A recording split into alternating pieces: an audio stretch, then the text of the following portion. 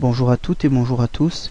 Voici donc aujourd'hui un nouveau tutoriel concernant l'utilisation du logiciel Scrapbook, logiciel dédié donc pour l'utilisation de TBI de la gamme eBeam. Voilà, nous allons voir comment réaliser de différentes façons un texte à trous à l'aide de ce logiciel. Nous avons, avant de disposer de ce logiciel, peut-être réalisé un certain nombre déjà de documents sous traitement de texte. L'idéal est bien évidemment de ne pas avoir à refaire tout le travail qui a été fait précédemment. Le logiciel Scrapbook dispose donc d'une fonction d'import qui va nous permettre de récupérer ce travail-là. Celle-ci n'est pas forcément évidente puisqu'il faut sélectionner le type de document donc souhaité. Et là on se rend compte effectivement qu'il y avait bien un document ici intitulé Histoire que je souhaite récupérer. Si je clique de cette façon-là, le document va être importé, mais il apparaîtra en fond comme une image placée en fond d'écran, donc non modifiable. Donc ce n'est pas forcément l'idéal. Voilà. Donc on va dès à présent réaliser une nouvelle diapositive. Hop, copier le titre que je souhaitais garder et supprimer cette diapositive là puisqu'il n'y a pas de possibilité de revenir en arrière lorsqu'on insère donc un document de cette façon là. L'idéal est de carrément ouvrir, de sélectionner l'outil texte d'une part, ensuite d'ouvrir effectivement le document que l'on souhaite et de faire un simple copier-coller, donc copier, hop, et ici coller.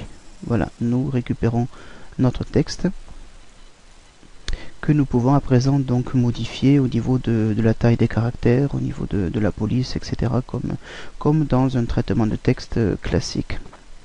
Donc là il s'agit de préparer une activité avant une séance. Donc Arial, voilà, nous allons un petit peu le déplacer, le centrer. Voilà, j'ai ce texte là qui va me servir. Alors première possibilité, lors de la réalisation d'un texte à trous, je peux fournir aux élèves un certain nombre de mots qu'ils vont devoir replacer dans le texte. Donc par exemple le terme chien, le terme route, le terme girafe. Je prends des mots au hasard, donc raconte, et je peux, comme précédemment, éventuellement mettre effectivement des intrus tels que je sais pas moi, le cheval ou d'autres choses, le chemin, tiens, voilà. Sachant qu'effectivement on pourra avoir des résultats qui seraient tout à fait viables également. On peut imaginer différents types d'exercices.